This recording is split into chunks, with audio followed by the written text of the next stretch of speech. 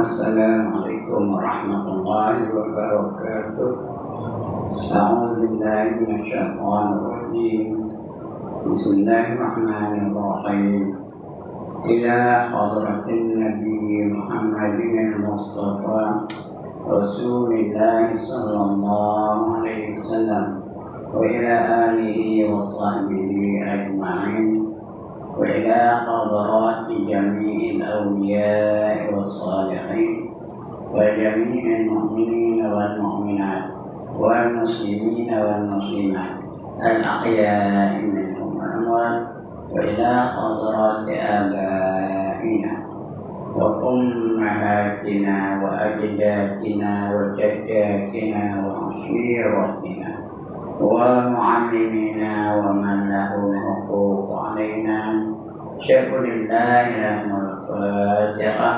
أعوذ بالله من الشيطان الرجيم. بسم الله الرحمن الرحيم. الحمد لله رب العالمين الرحمن الرحيم مالك يوم الدين. إياك نعبد وإياك نستعين. اهدنا الصراط المستقيم صراط الذين أنعمت عليهم غير المغضوب عليهم ولا الضالين. آمين. Waalaikumsalam. Alhamdulillah الذي هدانا لهذا وما كنا لنهتدي لولا أن هدانا الله. والصلاة والسلام على أشرف الأنبياء والمرسلين وعلى آله وصحبه أجمعين. رب اشرح لي صدري ويسر لي أمري واحلل عقدة من لساني يفقهوا قولي. سبحانك لا علم لنا إلا ما علمتنا إنك أنت العليم الحكيم. ولا حول ولا قوة إلا بالله العلي العظيم. أما بعد. Yang dimuliakan Tuan Pengerusi dan adik-adik jawatan kuasa surau, yang berbahagia tuan-tuan imam, tuan-tuan bilal, tuan-tuan guru, para alim ulama tempatan, ustaz-ustaz, seluruhnya tuan-tuan hadirin yang dirahmati Allah sekalian. Alhamdulillah, setinggi-tinggi kesyukuran kita panjatkan kehadirat Allah Subhanahu wa Ta'ala. Kerana pada malam ini Allah izinkan kita untuk mengadakan majlis ilmu. Mudah-mudahan Allah akan bekalkan kita ilmu yang secukupnya.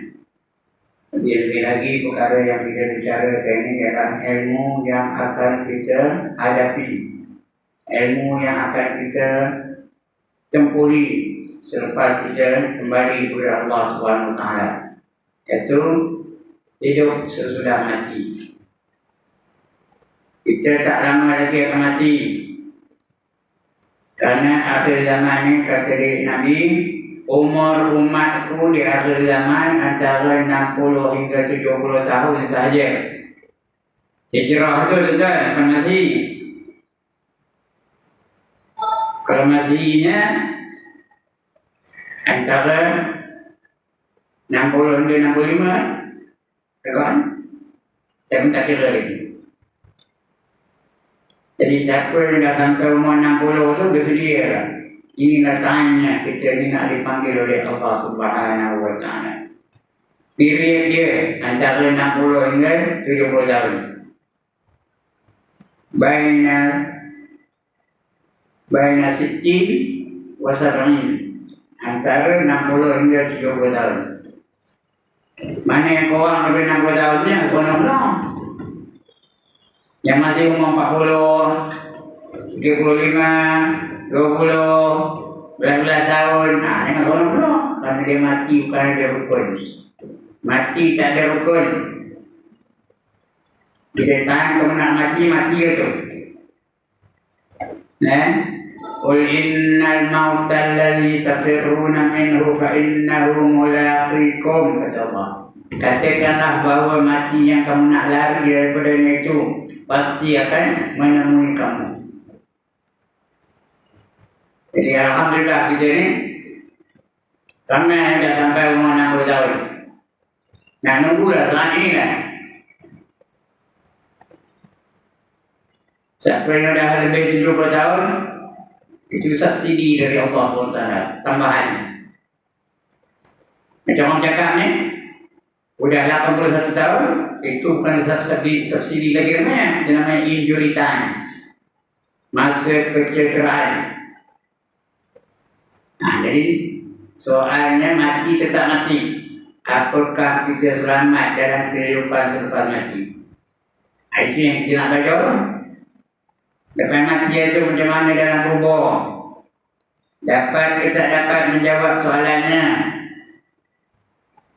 Kemudian bangkit dari kubur, macam mana keadaan kita? Sempurna ke tidak sempurna kejadian kita? Kemudian berjalan dari kubur kepada mahsyar.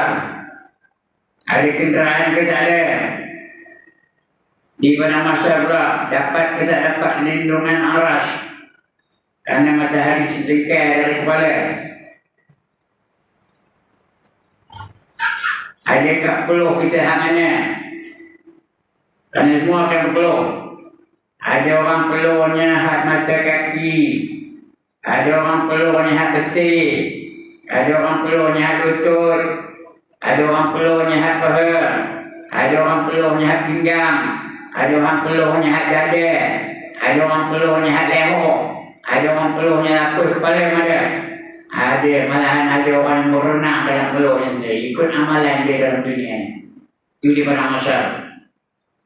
Kemudian di padang mahsyar kita akan dibarikan kepada 120 baris. Dari 120 baris itu yang beriman hanya 3 baris saja. 1/40. 2,5% yang beriman. Dan itu kafir belakang. Bukan nak tahu je ni. Soalnya nak kita di mana? Baris mana kita ni? Siapa nak baris keempat ke tangan? Siapa nak baris yang 120 ke tangan? Paling ke belakang mesti 3 baris je. Jangan belakang bagi 3 baris. Itu orang beriman. Yang 117 baris itu terus masuk neraka. Tak ada soal lagi lah. Wasiqal ladzina kafaru ila jahannam zumara, kata Allah. Dihalau orang kafir itu masuk neraka jahannam berbondong-bondong. Yang 3 baris itulah yang ada kelayakan masuk syurga. Bukan masuk lagi belum, baru ada kelayakan. Kemudian 3 baris itu pula dibariskan semula. Barisan yang pertama ada di baris kepada 4 baris. Barisan yang pertama masuk syurga tanpa hisab. Mudah-mudahan kita masuk kumpulan itu lah. Tak ada cek, terus masuk syurga. Barisan yang kedua dia masuk syurga, tak masuk neraka, tapi kena hisab, lambat masuk syurga. Dengar elok. Sebab itu tuan-tuan, orang yang kaya dia akan lambat masuk syurga berbanding dengan orang miskin. Dua-dua takwa kan? Kaya itu takwa, miskin pun takwa. Orang kaya itu lambat masuk syurga daripada orang miskin selama 500 tahun. Lambatnya 500 tahun. Nah, itu dua-dua tu takwa kan? Kalau kaya sombong, kalau kaya ego, kalau kaya nak mungkin orang dia, lagi lambat lah tak lagi. Yang pertama, yang kedua. Yang pertama itu masuk syurga tanpa hisab. Yang kedua kena hisab, lambat masuk syurga. Yang ketiga masuk neraka dulu. Kerana dalam dunia ini semayang tidak, kemudian beriman. Puasa Ramadan tanda, maksiat buat juga. Hasil hujung minggu ngambil nombor ekor. Jadi masuk neraka dulu. Siapa nak ambil lain? Dah habis dosa dalam neraka, baru dia keluar dalam neraka dan dapat masuk dalam syurga.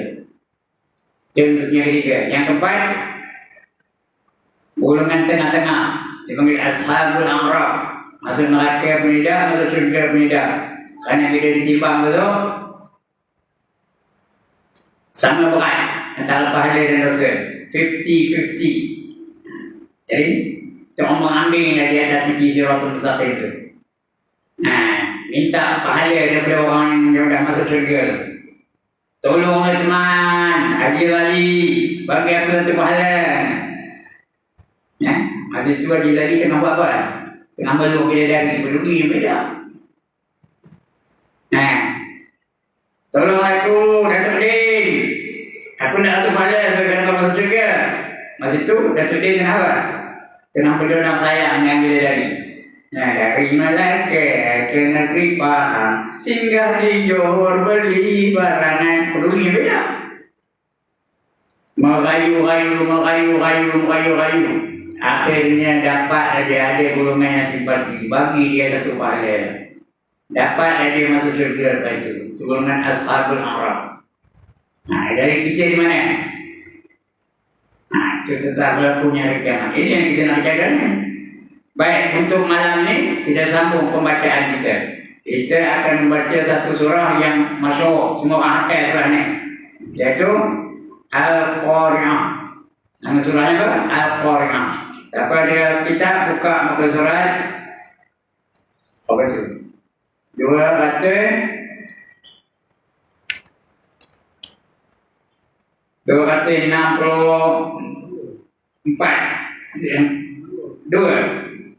Dua kata mana pada nombor 2? 264. 264. Kita tinggal kita saya. 264. Tajuknya surah Al-Qari'ah. Arti Al-Qari'ah itu penggegaran. Benda bergegar. Itu penggegaran. Al-Qari'ah. Saya baca kedua aja. Al-Qari'ah. Mal-Qari'ah. Wa ma adraka mal-Qari'ah. Yauma yakunun nasu kal-farashil mabthus. Wa takunul jibalu kadhihnil manfush. Fa amma man thaqulat mawazinuh fahuwa fi 'ishatin radiyah. Wa amma man khaffat mawazinuh fa ummuhu hawiyah. Wa ma adraka ma hiya narun hamiyah. Jadi mau tidak saya baca tadi. Yang menghukumnya macam mana? Dengan belajar aja. Al-Qari'ah. Bila berhenti tarik nafas. Bila wakaf kena tarik nafas. Mal-Qari'ah. Tarik nafas lagi. Wa ma adraka mal-Qari'ah. Panjang ma tu. Mad jaiz munfasil. Boleh 2 harakat, boleh 4 harakat, boleh 5 harakat. Panjang ma tu. Wa ma adraka mal-Qari'ah. Nombor 3. Nombor 4. Yauma yakunun nasu kal-farashil mabthus. Dengar tu. Yauma yakunun nas. Jangan baca yauma yakunun nas betul. Yauma yakunun nasu kal-farashil mabthus. Wa takunul jibalu kadhihnil manfush. Yang ke Orang itu baca wa takunul jibalu kadhihnil manfush. Betul tu. Ai bawah ni. Wa takunul jibalu kadhihnil manfush. Nun mati jumpa dengan fa. Fa. Sekali lagi. Wa takunul jibalu kadhihnil manfush. Fa amma man dengar tu. Am tu jangan. Fa amma man satu kata tu. Mesti ada dengar. Fa amma man dengar lagi. Man saqulat mawazinuh. Sekali lagi dengar dulu. Fa amma man saqulat mawazinuh. Amma tu dengar. Man tu dengar lagi. فأما من ثقلت موازينه فهو في عيشة راضية وأما من خفت موازينه وأما من خفت موازينه فأمه هاوية فأمه هاوية وما أدراك ما هي panjang tu majalis munfasil وما أدراك ما هي نار حامية izhar jangan dengar tu narun hamiyah itu cara bacanya mana pula al-qari'ah penggagaran apa itu penggagaran apakah penggagaran itu mal-qari'ah apa itu dikatakan penggagaran namanya al-qari'ah penggagaran mal-qari'ah apa itu yang dikatakan penggagaran wa ma adraka mal-qari'ah tahukah engkau penggagaran apakah itu apa yang dikatakan penggagaran apa yang bergegar apa yang goncang gegaran itu goncangan tahukah kamu apa yang dikatakan penggagaran itu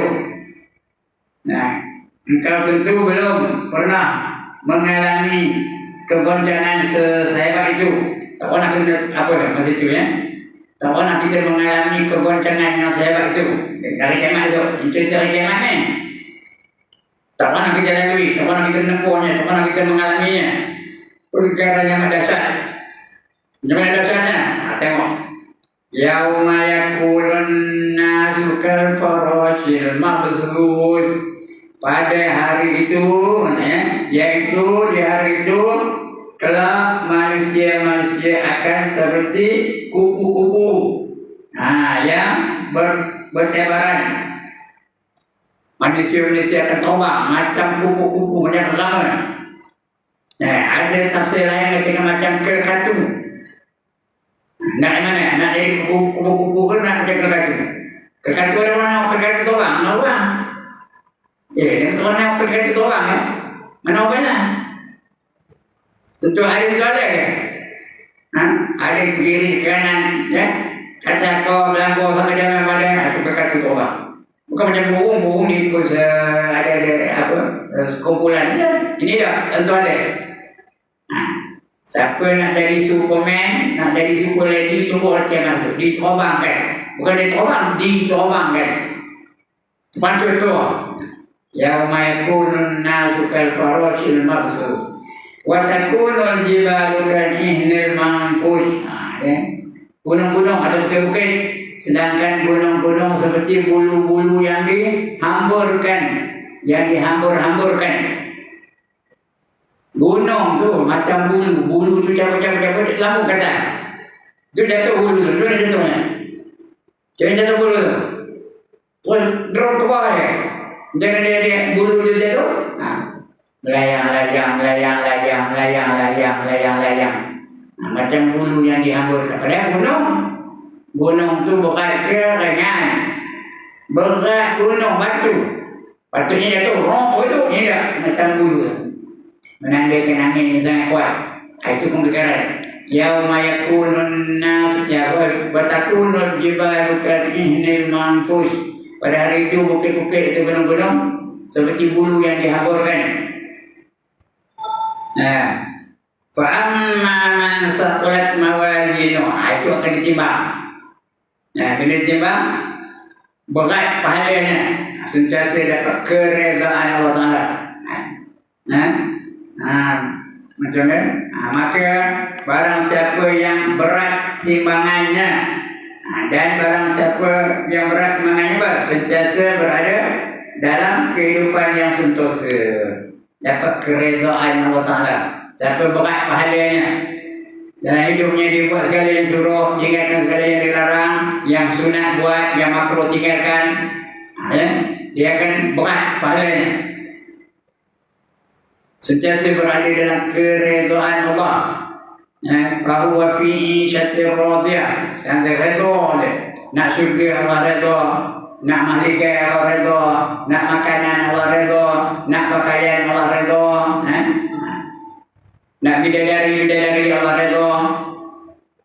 Tapi sebaliknya, wa amma man khaffat mawazinu, barang siapa ringan timbangan kebajikannya, pahalanya sikit, pahalanya ringan aja, dosanya banyak.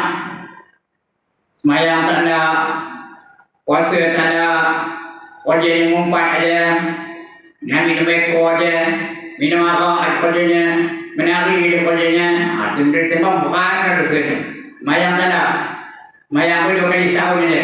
Bila? Raya itu mukanya ada baju Melayu, baru beli baju Melayu. Itu dia bayar, dia tak bayar. Ringan aja pahalanya, dosa bukan. Fa ummuhu hawiyah, maka maknya adalah hawiyah. Dia berumakkan hawiyah. Hawiyah itu jadi mak dia. Mak apa buat mak perdana? Apa buat dia mak perdana? Tuan-tuan tak pernah ada mak kan? Apa dia buat pada anak kita tu masa kita kecil, apa buat dia mak kita? Dipeluknya, ada tak? Diciumnya, ada tak? Didakapnya, dilambung-lambungnya, ditimang-timangnya, mak dengan anak. Dia memakkan hawiyah. Hawiyah tu apa? Wa ma adraka ma hiya. Tahukah kamu apa yang dikatakan hawiyah? Hawiyah tu apa? Narun hamiyah, api yang bersangatan nyala, api neraka yang bersangatan nyala, sangat panas. Itu jadi maknya. Yang memang dia api neraka, yang meluk dia api neraka, yang mencium dia api neraka. Siapa lalu nahor yang kata? Itu kisah Al-Qari'ah, kisah yang terdapat dalam surah yang bernama Al-Qari'ah. Ya. Baik. Itu maknanya, penerangannya. Tengok apa penerangannya. Bila seseorang manusia terlempar tinggi ke udara, ini penerangannya ya. Wa yakun apa? Yauma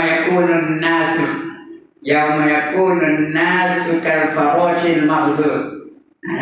Bila seorang manusia itu terlempar tinggi ke udara, atau sebuah gunung melayang ke udara, bergunung itu melayang ke udara, adalah merupakan kejadian yang sangat hebat. Kejadian yang sangat hebat bila gunung-gunung pun terpanjut ke udara. Padahal gunung itu berat, gunung itu terlekat pada bumi, tapi kerana kuat negara itu terpanjut gunung. Itu hebatnya. Satu kejadian yang sangat hebat. Dan cobalah bayangkan, bukan seorang manusia atau sebuah gunung, tetapi seluruh manusia, semua manusia akan diterbangkan. Mudah-mudahan kita tak ada manusia itulah, kita dah mati ya. Kalau kita ada benda itu, kita terbang masa itu ya. Bukan semua manusia tu, bukan seorang je, bukan seorang manusia atau sebuah gunung, tapi seluruh manusia dan seluruh gunung-gunung akan diterbangkan dari permukaan bumi jauh, akan terlempar sejauh-jauhnya ke udara, gunung sampai ke udara kan. Akan menimbulkan kegoncangan yang hebat, bunyi yang sangat hebat, pemandangan yang sangat hebat. Gunung terpanjut. Macam-macam gunung api ada, gunung batu ada, gunung tanah ada, kayu-kayu terpanjut belakang, pokok-pokok terpanjut, batu-batu terpanjut belakang. Hebat ya. Hebat dia ni pengalaman dia ni. Biar dia namanya hebat. Begitulah maksudnya ayat pertama sampai ketiga. Ayat pertama Al-Qari'ah, mal-Qari'ah, wa ma adraka mal-Qari'ah. Yauma yakunun nasu kal farashil mabthus wa takunul jibalu kal ihnil manfush. Al-Qimah, ya. Hebat no. Kegoncangan yang apa namanya yang tidak, sehingga setiap orang yang pertama-tama mendengarnya ayat tersebut akan memuncak keinginannya untuk mengetahui kegoncangan apakah gerangan itu. Apa yang kata kegoncangan terpendek ya? Mengetahui kegoncangan apakah gerangannya itu.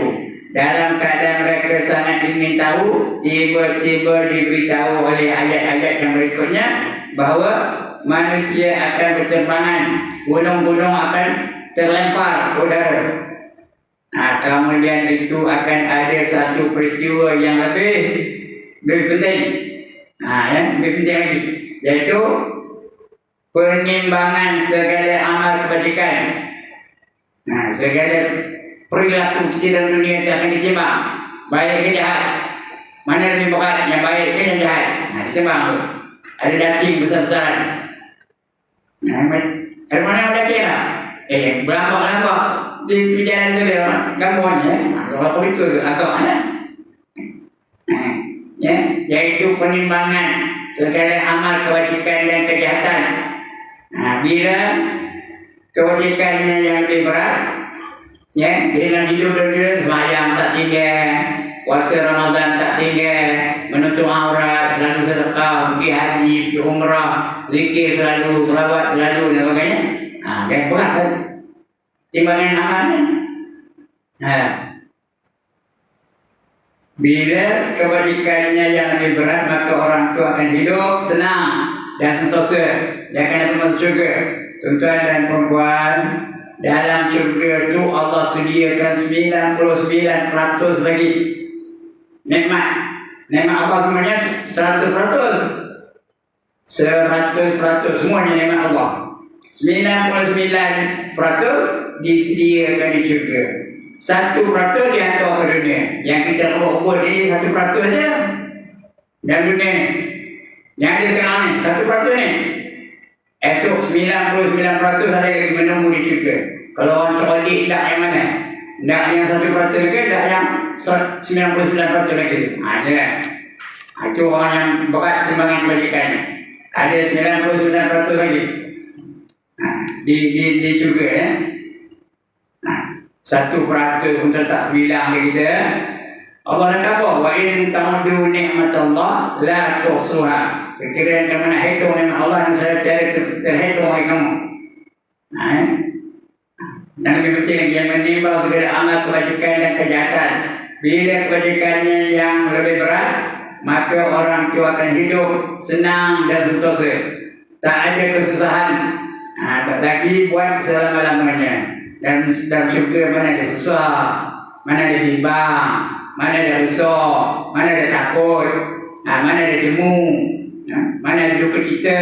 Seronok aja dalam syurga ya. Tak betul tak mana? Dalam syurga ya. Tetapi bila kebajikannya lebih ringan, itu lain ya. Bila kebajikannya lebih ringan, dosanya berat, pahalanya ringan ya. Maka jurang yang amat dalam ternanga di hadapannya. Apa jurangnya? Jurang itu punya lubang amat dalam itu. Apa jurangnya? Jurang itu tak lain tak bukan ialah neraka ya. Di hadapannya iaitu jurang neraka yang panas untuk tempatnya. Ada 7 neraka menunggu. Yang pertama Jahannam, yang kedua namanya Jahil, yang ketiga namanya Saqar, yang keempat namanya Sa'ir, yang kelima namanya Khutamah, yang keenam namanya Hawiyah, yang ketujuh namanya Lawa. Mana dah 7 neraka itu? Nunggu di bawahnya. Wa amma khafat mawana. Pertanyaan pula seolah-olah Tuhan sendiri tidak mengetahuinya. Macam Tuhan tak tahu dah, Tuhan mengetahui segala-galanya. Untuk membayangkan bahawa manusia pasti belum mengetahuinya. Allah pun seolah-olah tak tahu. Padahal dia tahu. Dan manusia lagi tak tahu. Pasti manusia belum mengetahuinya. Kerana jurang itu berada di alam gaib. Dan benda-benda yang gaib tak pernah kita tengok. Mereka mana tengok? Iaitu alam akhirat. Alam kubur tak tahu mana apa ya. Cuba kita kau kubur kaki waktu nampak ada berarti kena kubur dalam kubur. Tak nampak. Itu alam gaib. Wajib cahaya dia. Nak bukti tak boleh. Di antara seluruh macam susunan kalimat dan kata-kata susunan kalimat dan kata-kata yang terdapat dalam surah Al-Qari'ah ini yang mengesankan, ada kesan. Kalau tak ada rasa takut dan kita apa benda yang dia nakut kita lagi ni kalau tak berkesan tu surah ni tu payah saja. Namun tak ada berkesan, tak ada rasa apa yang nanti dia. Susunan yang demikian ini tidak dapat dipakai kepada sebarang berita. Nak berita tiga pun tak ada begitu berita. Atau kejadian peperangan di Allah, tak ada begitu dia dahsyat. Pembunuhan orang-orang Palestin, orang ramai pun tak ada begitu dahsyat. Pernah pujangga saja bangsa Arab meniru-niru susunan semacam ini dalam sajak. Tetapi setelah mereka siarkan, semua orang yang mendengar itu ketawa, terpingkir-pingkir, ketawa terbahak tu. Kerana gelinya tak sesuai susunan yang amat tinggi itu. Kejadian yang amat tinggi tak tersusun dengan apa-apa perkataan. Dipakaikan menerangkan perkara-perkara yang amat kecil. Mereka pakaikan susunan sebagai dalam surah Al-Qari'ah tadi untuk menerangkan gajah, cerita gajah itu. Kerana gajah mereka anggap binatang yang terbesar dan terkuat di dunia ini, lalu mereka karanglah saja sebagai berikut. Ini dia Al-Fil, gajah. Mal-Fil, apa itu gajah? Wa ma adraka mal-fil, apa yang dikatakan gajah? Macam itulah nak tiru Al-Qari'ah tadi. Kan Al-Qari'ah penggegaran, Mal-Qari'ah apa itu penggegaran? Wa ma adraka mal-Qari'ah, Qari'ah itu ganti fil. Al-Fil, mal-fil, wa ma adraka mal-fil. Nak ni kesusahan itu. Tahukah kamu apa yang dikatakan gajah? Siapa saja yang mendengarkan dan membacakan sajak ini akan ketawa. Kalau kita baca semua kita tahu, tapi kita tak baca Arab, tak ada kita tahu. Sehingga ahli-ahli sajak bangsa Arab heran. Heran mereka, kenapa tak dapat diuru, tak dapat ditiru. Kenapa susunan tiruan itu menggelikan dan mentertawakan. Akhirnya seluruh ahli-ahli bahasa dan sajak sama-sama mengakui bahawa Al-Quran itu tidak dapat ditiru, tak boleh tiru Quran ni. Walaupun dia cendekiawan, walaupun dia penyaja, walaupun dia penulis, tak boleh nak tiru ayat-ayat susunan macam Quran yang yang berrhyme pada sama je bunyi ujung-ujung. Ada juga, ada yang lain bunyi, ada juga tak boleh nak tiru. Dan surah Ar-Rahman tu sama dia bunyi Ar-Rahman, 'allama al-Quran, khalaqal insan, 'allamahul bayan, asy-syamsu wal qamaru bihusban, empat ayat ujungnya. Itu surah Ar-Rahman. Tak ada siapa yang boleh tiru surah itu. Tak dapat ditiru. Quran itu tak dapat nak ditiru seluruhnya atau sebahagiannya. Pengakuan ini berlaku sampai sekarang. Sekarang begitu berlaku. Dan diakui oleh Tuhan dalam Al-Quran, itu surah Al-Baqarah ayat 23. Sehingga Allah cabar.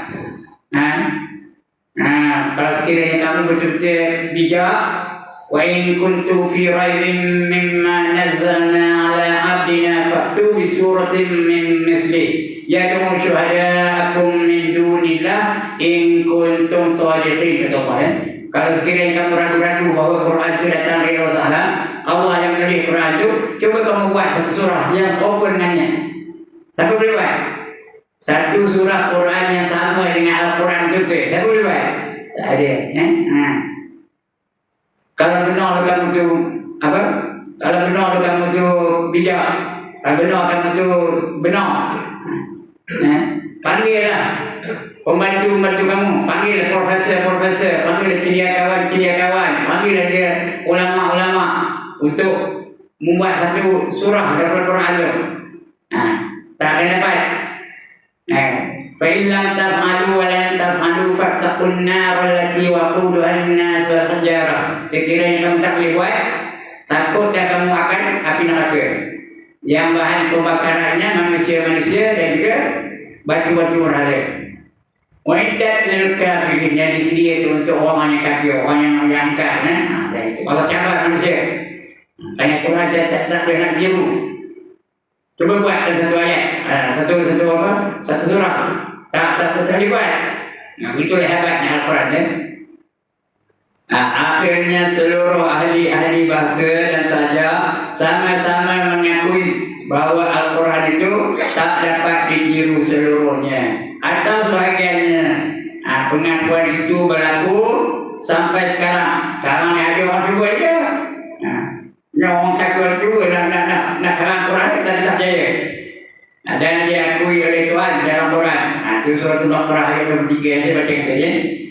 Ya. Wa in kuntum fi raibin mimma nazzalna ala abdina fatu bi suratin min mislihi yad'u syuhada'akum min dunillah in kuntum shadiqin fa in lam taf'alu wa lan taf'alu fattaqun nar allati waquduha an-nas wal hijarah wa iddat lil kafirin. Kata Allah ya. Kalau sekiranya kamu ragu-ragu bahawa Quran itu datang dari Allah Ta'ala, coba kamu buatkan satu surah yang sama dengannya dan carilah pembantu-pembantu daripada celia kawan tidak benar. Kalau tak boleh, ketahui dia takutlah kamu akan neraka, kamu akan masuk dalam neraka ya. Sekali lagi kita, kerana susunan dan maksud yang amat tinggi dan agung, setiap manusia yang mendengar ayat-ayat tersebut terus ingat, hafal, atau tanpa dihafal, sama hafal tanpa dihafal. Di sinilah rahsianya kenapa Al-Quran yang begitu tebal. Banyak manusia yang dapat menghafalkan seluruhnya. Walaupun tebal, 6,666 ayat, ramai manusia yang dihafal. Ramai manusia yang dihafal. Al-Hafiz banyak dalam dunia. Bukan hanya bangsa Arab yang sanggup menghafalkannya, tetapi bangsa-bangsa yang lain pun yang tidak berbahasa Arab, termasuk bangsa kita, orang Melayu boleh hafal. Banyak Al-Hafiz dalam Malaysia ni. Orang Melayu itu ketika Arab pun boleh hafal. Ribuan bangsa kita hafal Al-Quran seluruhnya, sekalipun tak tahu akan artinya. Walaupun tak tahu artinya, saya pun hafal, kita bukan hafal Quran, hafal sebagian dia. Surah ada yang hafal, ada Al-Quran yang hafal. Cuma artinya tak tahu, karena saya bukan baca Arab. Itulah ya. Tapi ada hafal, walaupun kita tak faham, tapi hafal juga. Ribuan bangsa kita hafal Al-Quran seluruhnya sekalipun tak tahu akan artinya. Dan tak sedikit pula jumlahnya orang-orang Eropah yang hafal Al-Quran sekalipun mereka tidak beragama Islam. Akhirnya mereka agama Islam juga. Ada penyanyi Amerika, apa namanya? Dia baca Quran cukup sedap, dengan berlagu ni bukan, yang tadi ni bagus. Baru masuk Islam. Nyanyi perempuan, apa ni? Tak lupa dia namanya. Dan ini penyebab yang pertama kenapa bangsa-bangsa yang pertama-tama masuk agama Islam sekarang ini menjadi bangsa-bangsa yang berbahasa Arab. Sekalipun sebelumnya mereka tak berbahasa Arab, tetapi mempunyai bahasa masing-masing. Akhirnya kerana pengaruh bahasa Arab itu, mereka seluruhnya menamakan diri mereka itu bangsa Arab.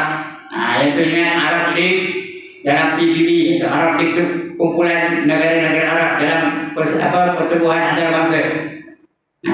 Yang sebenarnya sebelum agama Islam itu Al-Quran turun yang dinamakan bangsa Arab. Ingat untuk Arab dia, padahal yang bukan Arab menghafal Quran. Itu ialah seorang Hijaz, orang Hijaz, yaitu Saudi Arabia yang sekarang ini. Dulu Saudi Arabia itu Hijaz, bukan Arab dah ya. Tak pernah satu buku atau kitab di dunia ini yang begitu besar pengaruhnya kepada manusia dan bangsa-bangsa seperti pengaruh Al-Quran. Al-Quran itu segala-galanya ada di dalamnya. segala hukum Islam ada dalam Quran tu. Baca dia, kita akan faham apa yang terkandung dalam Quran. Semua ada tu. Ada yang wajib, ada yang haram, ada yang sunat, ada yang makruh, ada yang harus. Semua ada dalam Quran begitu. Dan tak ada satu bangsa pun di dunia ini yang berhasil mengislamisasikan bangsa-bangsa yang berbagai-bagai bahasa, warna dan adatnya sebagaimana yang sudah dihasilkan oleh bangsa-bangsa Arab. Ya, Quran itu bahasa Arab. Semua orang menerimanya. Melayu menerimanya, India menerimanya, orang putih menerimanya. Nah, semua boleh menerima bahasa Arab, ya. Padahal dia bukan asalnya dulu bahasa Arab. Ya, asalnya mereka itu bahasa lain. Ya, Imam Bukhari itu orang Uzbekistan. Nah, Imam Muslim itu orang Parsi, orang Iran. Dia bukan bahasa Arab, tapi handai bahasa Arab, fasih bahasa Arabnya. Nah, semua itu. Dengan Al-Quran manusia dapat melihat pertunjukan. Tengok ada petunjuk hidup manusia itu di dunia dan pertunjukan hidup di akhirat. Dia tahu apa akan terjadi di akhirat. Agama lain tak ada. Tapi Islam dia tahu dah mati apa jadi, dalam kubur apa jadi, bangkit dalam kubur apa jadi, di mahsyar apa jadi, lepas itu apa jadi, meniki macam mana, semua kita tahu lah. Cuma nak kita bersedia je. Tidak ada satu bahasa di dunia ini yang dapat berhasil mengasimilasikan bangsa-bangsa yang berbagai bahasa, warna dan adat. Semua itu bahasa Arab, ya. Sebagaimana apa yang sudah dihasilkan oleh bahasa Arab. Sikit lagi. Dengan Al-Quran manusia dapat melihat pertunjukan hidup. Al-Quran kita udah nak hidup. Macam mana nak dapat kerajaan Allah, macam mana nak dapat kebencian Allah, macam mana nak melawan iblis, macam mana nak melawan syaitan. Ada keadaannya. Macam mana nak lawan hawa nafsu. Ada disebut dalam Quran. Nah, itu ada panduan-panduannya. Itu pertunjukan, artinya panduan hidup manusia di dunia dan pertunjukan hidup di akhirat. Di akhirat apa akan berlaku? Kita tahu ke? Nah, dengan nyata terang bagi penganut ajaran Al-Quran. Sama arti hidup. Kenapa kita hidup ni? Untuk beribadah kepada Allah Ta'ala. Allah dah kata Al-Quran, wa ma khalaqatul jinna wal insa illa liya'budun. Dan tidak aku jadikan jin dan manusia melainkan semata-mata untuk beribadah kepada aku, untuk menjadi hamba-hambaku. Itu nyata, ya. Terang bagi penganut ajaran Al-Quran arti hidup yang sekarang berserta arahnya. Bukan hanya hidup asalkan hidup. Kalau nak hidup macam hidup dia lembu habis tu, kotor habis tu, kambing habis tu, dia nak hidup dia. Tahu makan, berak, tidur, itu je. Bukan amin, itu dah lain tahu. Kita ada tugas. Ya, Islam itu meliputi segenap aspek kehidupan. Ada ekonomi dalam Islam, ada pendidikan dalam Islam, ada nikah kahwin dalam Islam, ada hiburan dalam Islam, ada pentadbiran dalam Islam, apa saja. Dan Islam itu dah lengkap. Dan Quran Allah dah kata, al-yawma akmaltu lakum dinakum wa atmamtu alaikum ni'mati wa raditu lakum al-islam madinah. Kata Allah, Surah Al-Maidah ayat 3. Hari ini aku telah sempurnakan agama kamu bagi kamu, dan aku telah cukupkan nikmat aku untuk kamu, dan redha aku Islam itu sebagai cara hidup bagi kamu. Ada lengkap semua Islam. Tak ada agama yang lebih lengkap daripada Islam, ya? Bukan hanya hidup asal hidup sebagai hidupnya binatang-binatang. Lembu begitu lah, dia tak makan, dia tak tahu. Korban begitu juga, kambing begitu juga, binatang-binatang gajah begitu juga, dia tak tahu, ya? Macam binatang yang tidak punya akal itu. Manusia punya akal. Sebab manusia itu mulia berbanding dengan makhluk-makhluk lain. Baik, akan datang kita akan baca surah Al-Qiyamah, ya. Itu akan datang Al-Qiyamah, cerita tentang kiamat. Ini bukan kiamat juga, tapi kejadian berlakunya, kegemparannya atau penggegarannya berlaku, itu kiamat. Ayat-ayat yang kita baca ini semua ada sambutan dengan hari akhirat. Ini Al-Qiyamah itu kita baca insyaAllah. Sekian dulu tuan-tuan dan puan. Sebelum saya tutup, ada siapa-siapa nak makan? Tak ada nak makan. Setuju lagi kan? Okey. Ada siapa-siapa nak tanya? Di hari akhirat? Tak ada nak tanya?